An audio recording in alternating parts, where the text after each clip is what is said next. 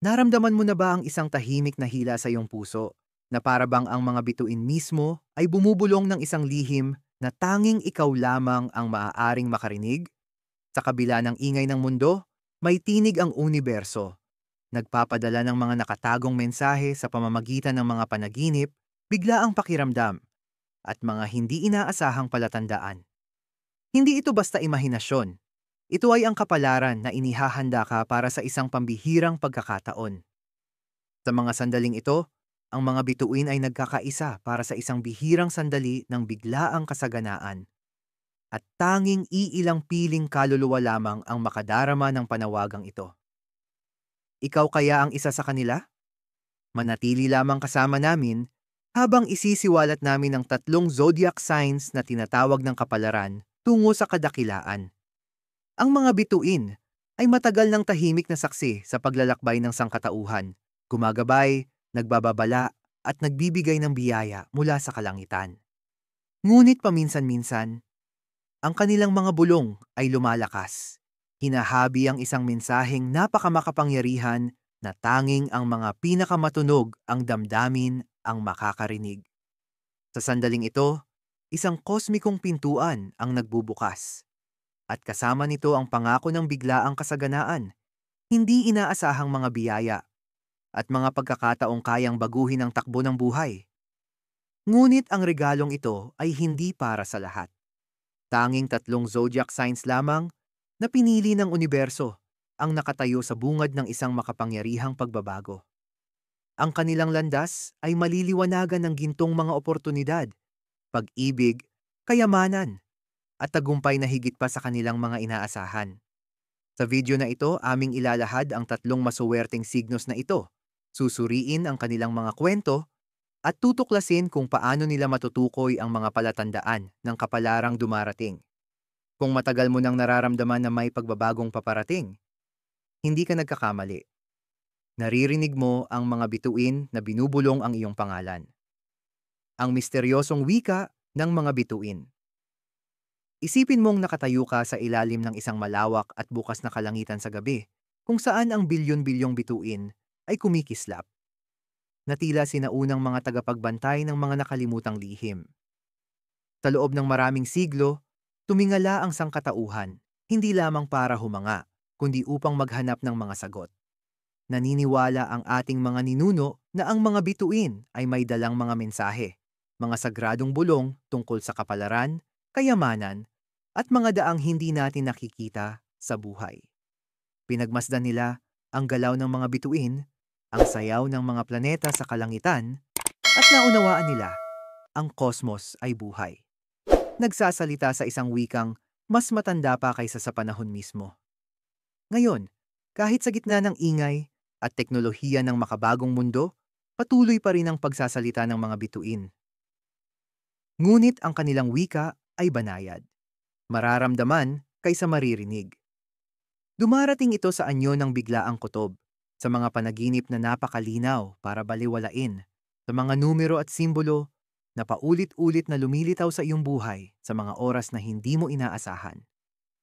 Ito ang pakiramdam na may pagbabagong malapit ng mangyari, na ikaw ay nakatayo sa gilid ng isang dakilang yugto kahit hindi mo pa ito lubos na nakikita. Ang mga bituin ay bumubulong sa pamamagitan ng mga synchronicity. Mga sandaling tila konektado ang lahat sa paraang hindi kayang ipaliwanag ng lohika. Ipinapadala nila ang kanilang mga tanda sa anyo ng biglaang mga oportunidad, mahiwagang pagkikita, at mga hindi inaasahang pagbabago sa iyong landas. At yaong mga nakikinig gamit ang kanilang puso, higit sa kanilang isipan, ang siyang nakakakuha ng mga bulong na ito at sinusundan ng daan patungo sa mga hindi pa nila kailanman naisip na mararating. Noong sinaunang panahon, ginugol ng mga astrologer ang kanilang buong buhay sa pag-aaral ng kalangitan. Tinisikap unawain ang wika ng mga bituin. Nauunawaan nila na kahit isang maliit na pagbabago, isang pambihirang pagkakahanay ng mga planeta, isang kometang dumaraan, o ang pagsilang ng isang bagong bituin, ay maaaring magtanda ng simula ng isang bagong panahon, hindi lamang para sa mga hari at kaharian, kundi pati na rin para sa mga ordinaryong tao. At ngayon, tayo ay papasok sa isa sa mga bihirang sandaling iyon. Isang makapangyarihang pagkakahanay sa kosmos ang nagaganap, dala ang isang napakalakas na mensahe. Paparating na ang kasaganaan. Hindi ito iyong mabagal at dahan-dahang pag-usad, kundi biglaan, nakamamanghang kasaganaan.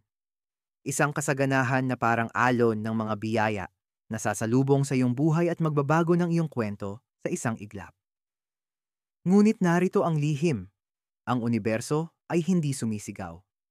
Ito ay bumubulong. Tanging yaong mga may tahimik na kaluluwa, yaong marunong makinig sa tawag, ang magiging handa upang tanggapin ang mga biyayang ito. Tanging yaong nagtitiwala sa kanilang kutob, yaong may lakas ng loob na maniwala sa mga posibilidad na hindi nakikita, ang makakasakay sa alon ng kasaganahang darating. At sa milyong-milyong tao na tumitingala sa mga bituin ngayong gabi, may tatlong zodiac signs na namumukod tangi. Ang kanilang mga puso ay nakatutugon na sa pintig ng kapalaran. Handa na sila, o halos handa na, upang pumasok sa isang kinabukasan na higit pa sa kanilang pinakamalalalim na pangarap. Ang tanong, ikaw kaya ang isa sa kanila? Paano ka inihahanda ng universo? Para sa kasaganaan. Hindi lahat ng biyaya ay dumarating na may malalakas na anunsyo. Mas madalas, ang pinakadakilang mga regalo mula sa universo ay dumarating ng tahimik, nakatago sa likod ng mga karaniwang araw at banayad na pagbabagong madaling mapagkamalang walang halaga. Ganito ka inihahanda ng universo para sa kasaganaan. Hindi sa pamamagitan ng mga kumikislap na palatandaan, kundi sa mga bulong, banayad na tulak, at mga lihim na pintuang tanging ang handa lamang ang makakakita. Isipin mo ang isang ilog na unti-unting humuhulma ng landas sa matitigas na bato, dahan-dahan, matiaga, at tahimik. Sa loob ng maraming taon, walang makikitang pagbabago. Hanggang isang araw, bumigay ang bato at isinilang ang isang bagong daan. Ganyan din pumasok ang kasaganaan sa ating buhay. Magsisimula ang universo sa pamamagitan ng paggalaw ng enerhiya sa paligid mo. May lilitaw na maliliit na oportunidad, isang bagong koneksyon, isang hindi inaasahang ideya, isang biglaang sandali ng kaliwanagan. Sa una, tila mga simpleng bagay lamang ang mga ito. Ngunit para sa mga mulat ang puso, malinaw ang mensahe. May pambihirang bagay na papalapit. Ang paghahanda ay hindi lamang panlabas. Nangyayari rin ito sa loob mo. Magsisimula kang makaramdam ng pagkabagot, na parang ang kasalukuyang buhay mo ay hindi na sapat para sa laki ng iyong mga pangarap. Magsusulputan ng mga lumang takot, susubukin ang iyong tapang. Papasok ang mga pagdududa. Magtatanong, kung tunay ka bang handa para sa mas marami. Hindi ito mga hadlang. Ito ay mga paanyaya. Ito ang paraan ng universo upang palawakin ang iyong espiritu, patatagin ang iyong puso, at ihanda ka upang tanggapin ang mas malaking kasaganaan. Minsan, bago ang isang malaking pag-usbong, pakiramdam mo ay lalo pang bumibigat ang buhay. Tumitindi ang mga problema, nagbabago ang mga relasyon, nagiging hindi matatag ang trabaho. Tumataas ang emosyon. Sa gitna ng kaguluhang ito, maraming tao ang sumusuko, naglalakad palayo sa mismong biyayang paparating na. Ngunit yaong nananatili, yaong nagtitiwala, yaong naniniwala sa mga hindi nakikita, sila ang nakakatawid sa pintuan kapag ito ay sa wakas ay bumukas. Ang universo ay lubos ding makasagisag. Maaring mapansin mo ang paulit-ulit na mga numero tulad ng 100 at 11, 333 o 888. Mga makapangyarihang palatandaan na ang iyong enerhiya ay umaayon sa kasaganaan. Maaaring managinip ka ng mga karagatan, ilog, o malalawak na parang mga simbolo ng paglawak at kalayaan. Maaaring madama mong hinihila ka ng mga bagong libro, bagong lugar, o bagong mga tao na tila may dalang kakaibang liwanag. Hindi ito mga aksidente. Ito ay mga paghahanda mula sa kosmos. Bawat maliit na hakbang na ginagawa mo patungo sa paglago, bawat sandaling pinipili mong manampalataya kaysa matakot, ay nagpapadala ng mensahe pabalik sa universo na handa ka na. At bilang tugon, Gagalawin ng universo ang bundok para abutin ka sa kalagitnaan. Sa ngayon, ang kosmos ay tahimik na naghahabi ng isang magandang kinabukasan, sinulid sa sinulid ng hindi nakikitang kapangyarihan. Para sa tatlong zodiac signs, halos ganap na ang kanilang paghahanda. Nilakad nila ang mga unos, pinanghawakan ang mga pangarap na kailanman ay hindi namatay, at patuloy na naniwala kahit sinasabi ng lahat na sumuko na sila. At ngayon, ang gantimpala ay halos abot kamay na. Handa ka na bang makita ang mga palatandaan kapag ito'y dumating? Dahil ang biglaang kasaganaan ay hindi naghintay, ito ay basta na lamang dumadating. Zodiac Sign 1. Taurus, ang gantimpala ng tahimik na tagapagtayo. May mga kaluluwang tahimik na bumubuo ng kanilang mga pangarap, brick sa ibabaw ng hindi nakikitang brick. Habang ang mundo ay nagmamadaling lumilipas, abala upang mapansin sila. Isa sa mga kaluluwang iyon si Taurus. Kilalang kilala sila sa kanilang pasensya, katatagan, at walang kapantay na pananampalataya. Nauunawaan ng mga Taurian na ang tunay na kasaganaan ay hindi basta inaagaw.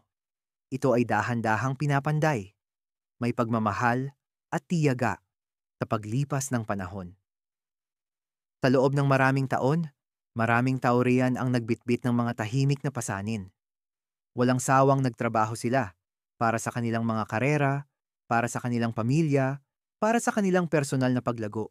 Humihiling lamang ng isang pagkakataon na makalikha ng isang matatag at maganda nilang buhay. Madalas, ang kanilang mga sakripisyo ay nananatiling hindi napapansin. Ang mga gabing walang tulog, ang mga munting pagsasakripisyo, ang mga pangarap na isinantabi alang-alang sa responsibilidad, hindi naging madali ang kanilang paglalakbay. At dumating ang mga sandaling nagtanong sila sa kanilang sarili kung mapapansin pa kaya ng universo ang lahat ng kanilang pagsisikap. Ngunit hindi nila alam na bawat hakbang, bawat pagdurusa, bawat pasensyosong paghinga ay binibilang. Tahimik na pinagmamasdan sila ng universo, hinahabi ang isang gantimpala na napakalaki, napakabago, na kailangan ng tamang panahon upang maihanda. At ngayon, dumating na ang tamang panahon. Matapos ang mga panahon ng tahimik na pagtratrabaho, ang mga bituin ay pumapabor na kay Taurus. Ang enerhiya ng biglaang kasaganaan ay rumaragasa patungo sa kanila, tulad ng isang ilog na sa wakas ay nakabasag ng harang. Sa simula, mararamdaman ito bilang mga tila simpleng pagkakataon, hindi inaasahang alok ng trabaho. Bigla ang oportunidad sa pananalapi, mga paanyaya sa bagong mga proyekto. Ngunit ang mga ito ay hindi basta nagkataon. Sila ang pisikal na bunga ng bawat hindi napansing pagsisikap na inihasik ni Taurus sa lupa ng kanyang buhay. Ang kasaganaan na ito ay hindi lamang darating sa anyo ng pera, bagamat tiyak na kasama ito. Ito rin ay darating sa anyo ng mas malalim na emosyonal na kaganapan, mga relasyon na maghihilom, tiwala sa sarili na mamumukadkad, mga matagal nang pinapangarap na sa wakas ay magkakaroon ng matabang lupa upang lumago. Isa sa mga pinakamakapangyarihang tanda para kay Taurus sa panahong ito ay ang mga synchronicity na may kaugnayan sa kalikasan. Mga panaginip ng malalago at luntiang hardin, mga bisyo ng bundok, biglaang pagnanasa na mapalapit sa kalikasan. Ito ang paraan ng universo upang ipaalam kay Taurus. Ikaw ay nakaugat, ikaw ay handa, at ang kasaganaan ay handa na rin para sa iyo. Gayunpaman, kailangang maging handa si Taurus sa isang pagsubok. Ang bitawan ang mga luma at hindi na naglilingkod sa kanya. Minsan, kapag ang kasaganaan ay pumasok, ito ay nangangailangan ng puwang. Ang ilang trabaho, relasyon o pananaw na dati nagbibigay seguridad ay biglang mararamdamang napakaliit. Kailangang pagkatiwalaan ni Taurus na sa pagbitaw ng mga bagay na lipas na, binubuksan niya ang kanyang sarili para sa mas dakila pa.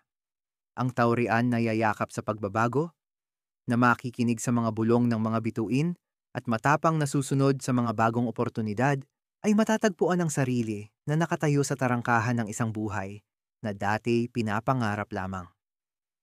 Hindi ginagantimpalaan ng universo si Taurus dahil lamang sa kanyang pagsisikap, kundi dahil hindi siya kailanman sumuko.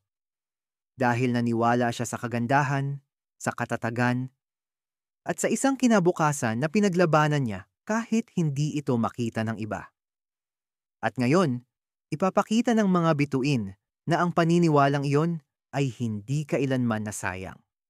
Taurus, dumating na ang iyong panahon ng biglaang kasaganaan.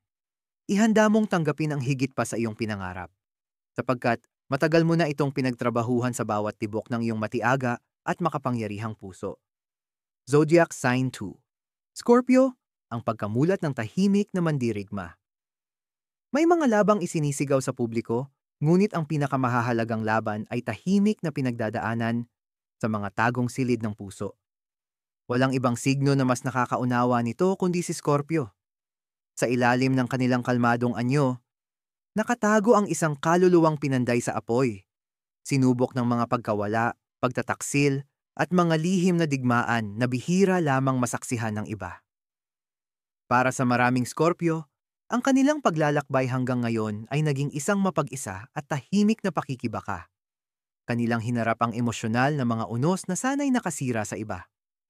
Inalagaan nila ang kanilang mga pangarap sa katahimikan, mahigpit na hinawakan ang kanilang mga pangitain, kahit na binigyan sila ng mundo ng lahat ng dahilan para sumuko. Napilitan silang bitawan ang mga tao, mga trabaho, at maging mga bahagi ng kanilang sarili upang makaligtas at bumangon ng mas matatag. Ngunit ngayon, matapos ang mga tao ng tahimik na paghahanda, may bulong ang universo sa kaluluwa ni Scorpio. Handa ka na. Ang mga bituin ay nagkakahanay sa isang paraan na magdadala kay Scorpio ng isang biglaang pag-agos ng kasaganaan na higit pa sa kanilang inaasahan. Ngunit ang kasaganaan na ito ay hindi basta-basta gantimpala. Ito ay pagkilala sa lakas, lalim, at pagbabagong natamo ni Scorpio sa pamamagitan ng kanilang walang humpay na panloob na pagsusumikap.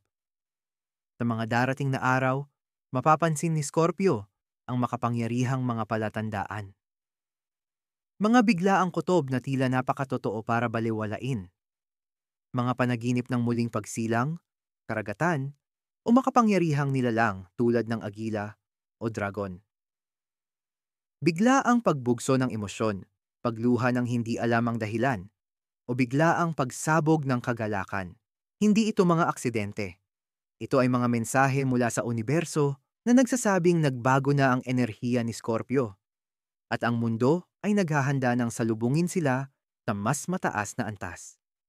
Ang kasaganahang paparating kay Scorpio ay magiging maraming anyo.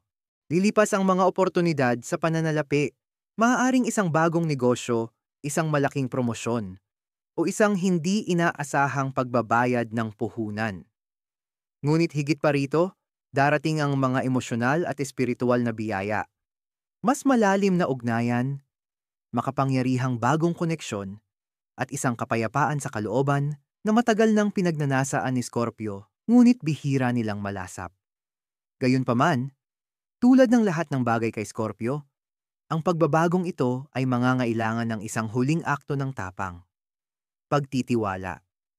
Likas na maingat si Scorpio, pinoprotektahan ang kanilang puso at mga pangarap.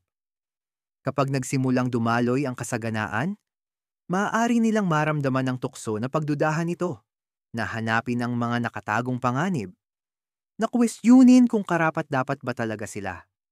Ngunit kailangan nilang alalahanin, karapat-dapat sila. Bawat luha, bawat pusong nabiyak, bawat tahimik na panalangin na ipinadala sa kalangitan, lahat iyon ay narinig.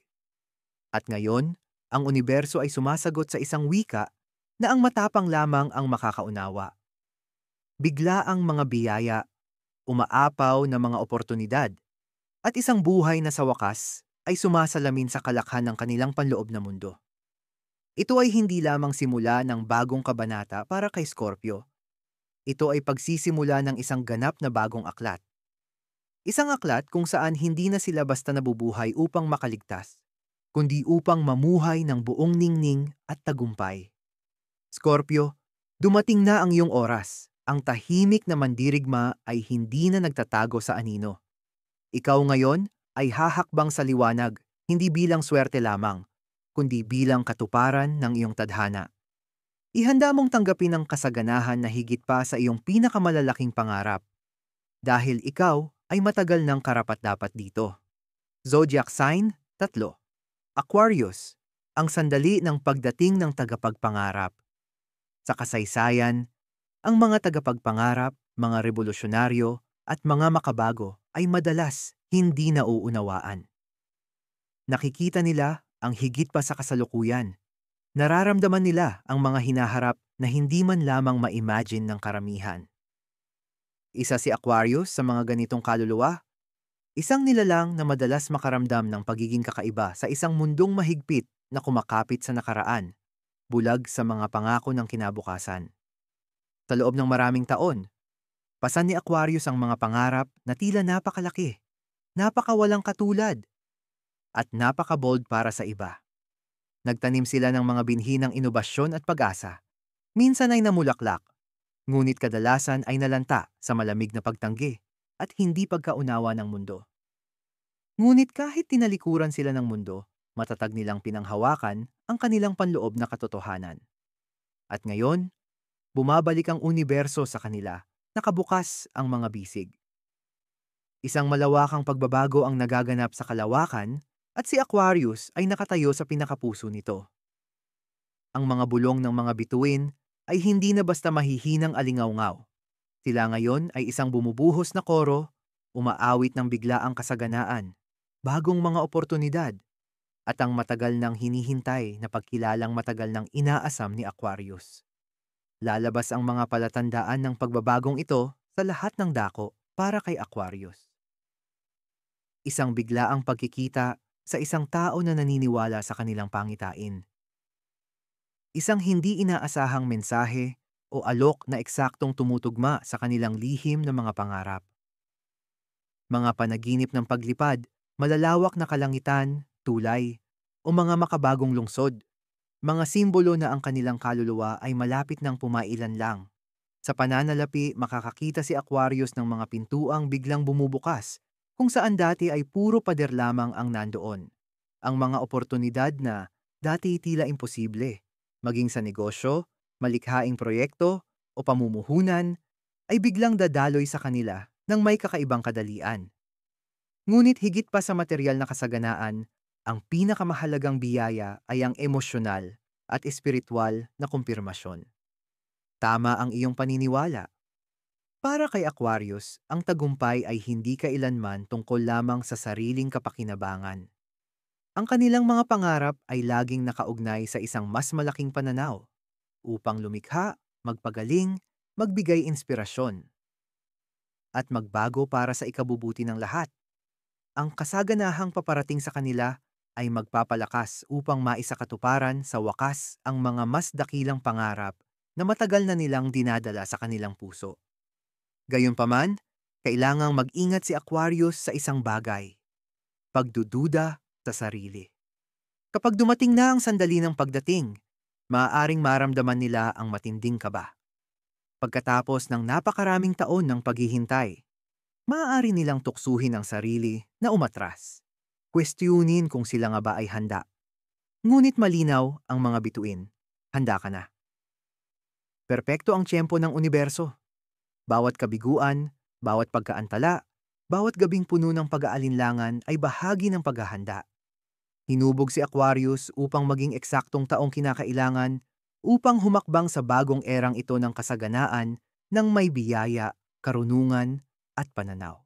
Ito ang sandali kung saan hindi na dapat magtago si Aquarius, hindi na dapat magpaliit ng sarili. Handa na ang mundo para sa mga regalong matagal na nilang bitbit. Aquarius, bumubukas na ang mga tarangkahan ng iyong kinabukasan. Lumakad ng buong tapang, dala ang tapang na nagdala sa iyo sa bawat bagyo. Pagtiwalaan ang mga bulong na gumabay sa iyo mula pa noon. Paano yakapin ang paparating na kasaganaan kapag kumatok ang kasaganaan sa iyong pintuan? Madalas hindi ito dumarating sa anyong inaasahan mo. Maaaring ito ay nakatago sa anyo ng isang bagong oportunidad na tila kakaiba. Maaaring ito ay dumating sa anyo ng isang biglaang pagbabago, isang alok sa trabaho sa ibang lungsod, isang relasyon na hahamon sa iyong paglago, o isang proyekto na magtutulak sa iyo palabas ng iyong comfort zone. Upang lubusang mayakap ang paparating na kasaganaan, kailangan mong matutunang magsabi ng oo sa hindi alam. Hindi umaayon ng universo sa oras o inaasahan ng tao. Ibinibigay nito ang kailangan ng iyong kaluluwa sa eksaktong sandali na ikaw ay handa na, kahit pa ang iyong isipan ay hindi pa ganap na handa. Pagtitiwala ang unang susi. Magtiwala ka na ang dumarating ay eksaktong iyon ang matagal mo nang hinihiling, kahit pa ito ay dumating sa anyo na hindi mo inaasahan. Ang ikalawang susi ay pagiging bukas. Manatiling bukas sa mga paanyaya, bagong tao, at mga hindi inaasahang landas. Madalas dumadaloy ang kasaganaan sa mga pintuang muntik na nating hindi makita dahil abala tayo sa pagbabantay sa mga pintuang matagal na nating isinara. Isang pag-uusap na hindi mo binalak, isang klase na muntik mo nang hindi kuhanin, isang biyahe na nagdalawang isip ka. Maaari itong maging mga portal kung saan dadalhin ng universo ang iyong biyaya. Ang ikatlong susi ay kilos. Kapag dumating ang oportunidad, kailangan mong kumilos. Maaari kang dalhan ng universo ng mga himala sa iyong pintuan, ngunit ikaw pa rin ang kailangang magbukas nito. Gawin ang matapang na hakbang, magpadala ng mensahe, tumanggap ng imbitasyon, pumili ng landas na may tapang. Kahit ang maliliit ngunit matatapang na aksyon ay nagpapadala ng makapangyarihang signal pabalik sa kosmos na ikaw ay handa na para sa higit pa. Kasabay nito, kailangang maging laging kasama mo ang pasasalamat. Kahit bago mo pa makita ang buong resulta, magpasalamat ka na sa mga maliliit na pagbabago. Pinalalakas ng pasasalamat ang kasaganaan. Pinararami nito ang mga biyaya. Sa pamamagitan ng pasasalamat para sa maliliit na himala, iniimbitahan mo ang mas malalaking himala na pumasok sa iyong buhay. At marahil ang pinakamahalagang susi, pagkilala sa sariling halaga. Kailangan mong paniwalaan na karapat-dapat ka sa mga biyayang ito. Hindi maaaring manatili ang kasaganaan sa puso na hindi marunong tumanggap. Kung patuloy mong kukwestiyonin ang iyong sarili, hindi mo namamalayan na ikaw na rin mismo ang nagtutulak palayo sa mga biyayang hinahangad mo. Tumindig ka ng buong tapang. Alalahanin mo, bawat paghihirap na tiniis mo, bawat luhang pumatak, bawat tahimik na panalangin, lahat iyon ay paghahanda para sa sandaling ito. Hindi ka basta pinalad, karapat-dapat ka. Hindi aksidente ang pagdating ng kasaganaan sa buhay mo. Ito ay dahil pinili mong maniwala kahit noong panahong mas madali sanang sumuko. Binulong na ng mga bituin ang iyong pangalan sa kalawakan at sa paglipas ng panahon. Ngayon, ikaw naman ang dapat sumagot. May bukas na puso, matapang na espiritu, at mga bisig na handang tumanggap ng bawat pangarap na minsan mong pinangarap. Hindi lamang paparating ang kasaganaan sa iyo. Papasok na ito. Konklusyon. Sa isang lugar, ngayon mismo, sa ilalim ng kalangitang pinapalamutian ng mga sinaunang bituin, ang universo ay bumubulong. Ipinapadala nito ang mga lihim na awit sa hangin, hinahabi ang mga nakatagong pangako sa mga panaginip, at nagsisindi ng maliliit na apoy ng pag-asa sa puso ng mga taong may lakas ng loob na makinig. Hindi ito basta ordinaryong sandali. Ito ay isang bihirang pagkamulat, isang kosmikong paanyaya upang hakbangin ang isang buhay na mas mayaman, mas malaya, at mas maganda kaysa sa iyong kailanman naisip. Taurus, Scorpio, Aquarius, ang inyong mga kaluluwa ay tinatakan na ng tadhana. Bawat pakikibaka, bawat sakripisyo, bawat tahimik na pag-asa na inyong inalagaan ay nagdala sa inyo sa hangganang ito. Ngunit tandaan, ang kasaganaan ay hindi humahabol. Ito ay naghihintay na inyong kilalanin ito, na inyong buksan ang inyong mga kamay at puso upang buong-buo itong tanggapin. Ito ang inyong panahon upang pagtiwalaan ang mga bulong na naririnig ninyo sa mga tahimik na sandali. Maniwala sa mga pagbabagong hindi pa nakikita at matutong magsabi ng oo kapag kumatok ang oportunidad, gaano man ito kabigla o kahindi inaasahan. Hindi kayo nakatayo sa simula ng daan. Kayo ay nakatayo sa mismong pintuan ng inyong mga pangarap. Ang mga bituin ay hindi na basta bumubulong. Sila ay umaawit na ng inyong pangalan sa kalawakan. Ito ang inyong sandali upang tumugon.